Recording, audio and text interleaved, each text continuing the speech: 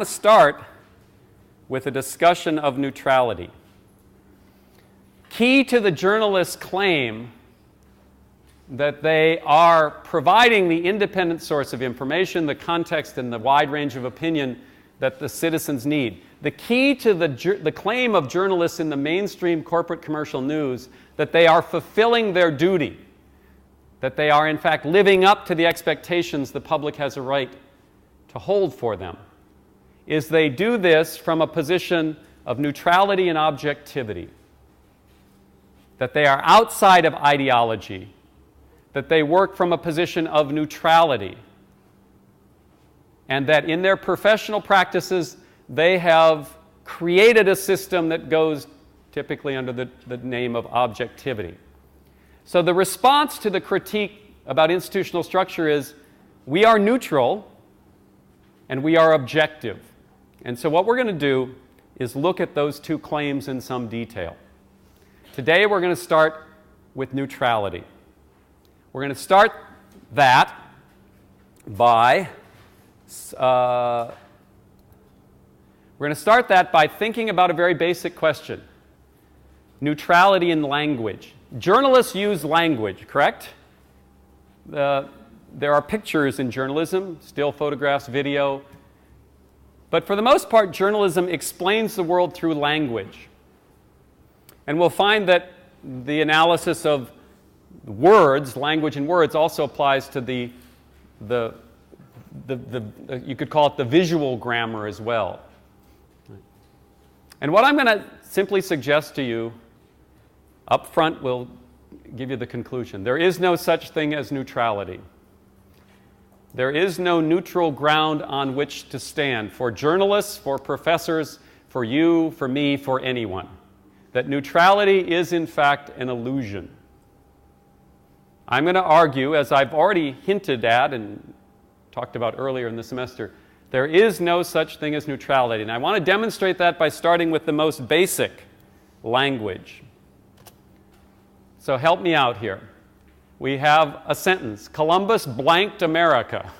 You're familiar with this phrase, yes? Columbus blanked America. All right? Now, this is I'm a bit older than you, but for those of you who went through the school system in the United States, I suspect this is not familiar. The traditional way in the United States we would have filled in this sentence, Columbus blanked America, is what? Discovered. Absolutely. Columbus discovered America. In what year? In 1492, Columbus sailed the ocean blue. How does that tune go? Maybe it's not, nobody's ever recorded that. 1492, Christopher Columbus sailed the ocean blue, right? And what did he discover?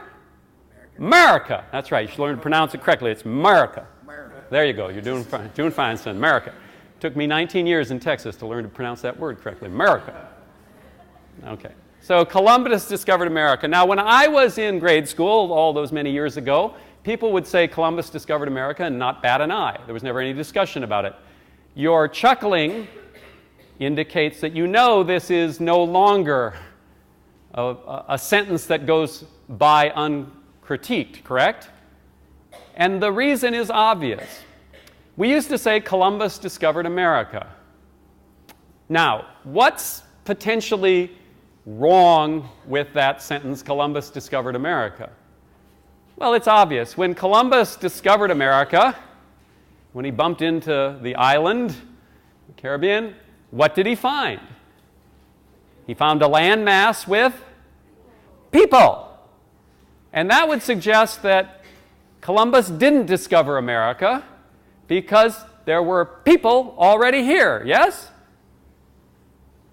You can't discover something that people have already found, right? If other people have already found it, you didn't discover it, did you? If you came on the University of Texas campus and you said, I discovered the tower, the main building, what would people say? Well, yeah, you're crazy. This might be the first time you saw the tower or walked into the tower, but you didn't discover it. People before you have been here. So if you said, I discovered the main building, I discovered the tower, that would indicate a certain kind of borderline psychotic narcissism where you believe that somehow the world all revolves around you, yes? If you say that Columbus discovered America, there's an implication to that sentence, right? That the people who were living on that island when Columbus sailed in 1492 are really not people. Because if other people were already there, that means they discovered it or somebody before them discovered it. So the only way you can make sense of the sentence, Columbus discovered America, is to deny the humanity of the people who were already here. Now you could say Columbus was the first European to land in the continent of the Americas. You could say that, but that's a lot different than saying Columbus discovered America.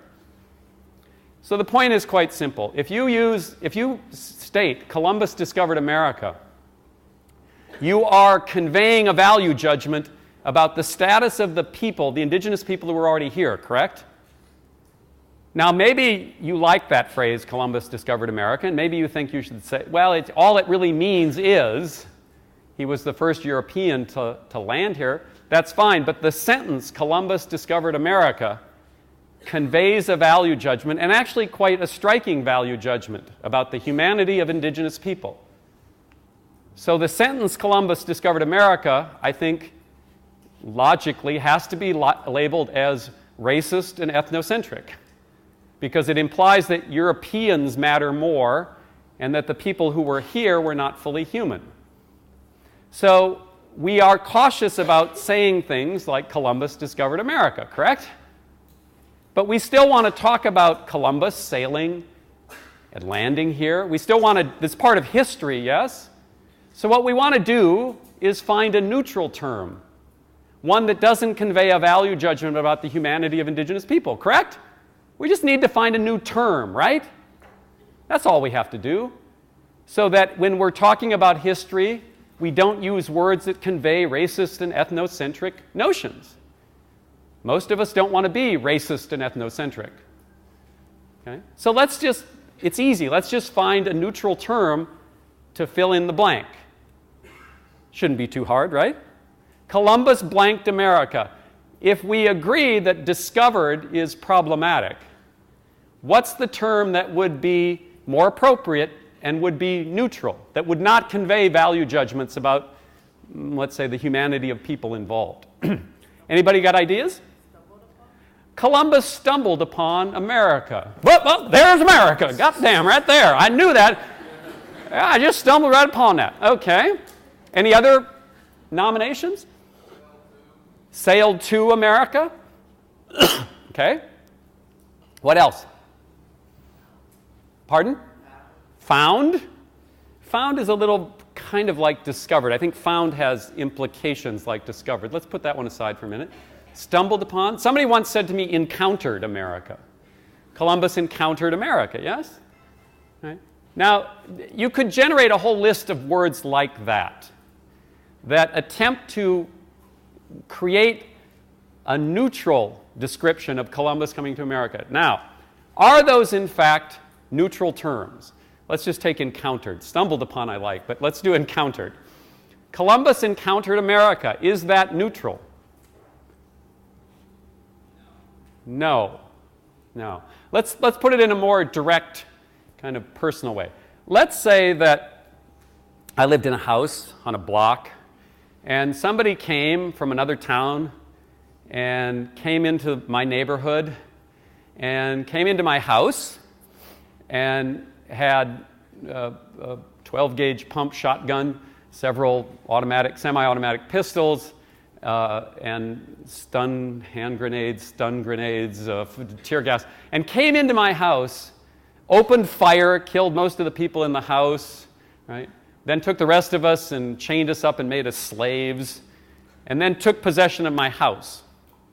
Okay? Imagine that happened. A bunch of thugs come from another place, they come to my house, they shoot up the house, they kill a lot of people, they take the people who are still alive, they chain them up, make them slaves, and put them to work. Okay? Would you describe that by saying that these people encountered me and my house? Well, they just encountered us. Well, they did encounter, But there was something a little more than just an encounter here, yes? There was violence, there was dispossession, there was theft. Right? So if you said, these folks from the neighboring town encountered me in my house, that attempt to use a neutral term like encounter would simply hide the violence. What they did was they came and they colonized, terrorized, and appropriated me in my house.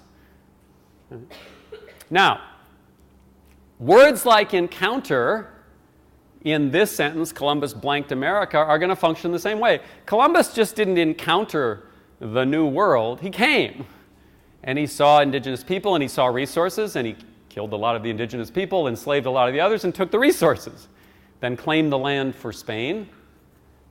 Is that an encounter? Would you describe that as a kind of, like encounter? Like you encountered your roommate on the way to your next class. Said hello, moved on. Encounter implies a sort of, harmless kind of interaction, yes? If somebody said, hey, I encountered an old friend yesterday, would you say, really? Did they beat you up? You wouldn't immediately say, oh, encountered. There must have been violence involved. So encounter, in fact, hides the violence. And all the other kinds of terms, like stumbled upon, found, ran into, those all hide that violence. Okay, so let's say you want to say, all right, well then let's just say Columbus colonized, terrorized, right? Exploited. There are a lot of other words you could use there too as well. Are those neutral? Well, you might argue they're a better and more accurate description of what happened, but they're not neutral because they imply intention, they imply a value judgment about when you say somebody colonized another place, that usually has a negative connotation, yes? If you say someone terrorized another people, that usually has negative connotations. Right? If you say somebody stole. So the point I'm trying to make is, I think, relatively straightforward. That there is, if you want to fill in the word, fill in the blank in the sentence, Columbus blanked America, you're going to have to work really hard to find a word that is truly neutral. My argument is that you can't find one because words convey judgments. Words not only describe the world, they always include judgments. Question? He did arrive in America, right? Is that neutral? Is it neutral in the same sense that those people from the neighboring town arrived in my house? Well, yes, they did arrive, and then they did these other things, and so the term arrive then, in its apparent neutrality, hides part of the reality, and therefore, any term that hides part of a reality can't be neutral. I'm making a very simple point, that there is no such thing as neutrality, even in something as basic as the way we describe the world through words. I would even go further and say if you made up a new word and you said, okay, we just want to, we'll say, Columbus glaffunked America. We'll just, eventually, even that would take on a value judgment. Words come with value judgments. There is no way to escape it. So the point I'm trying to make is quite simple.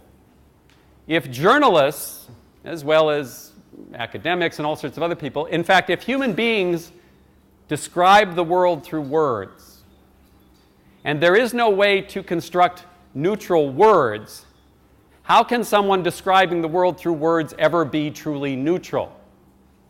It's not I'm not making a complex philosophical argument here. It's very straightforward. Words are never neutral. When you describe the world through words, you are always making choices, and those choices always come with value judgments.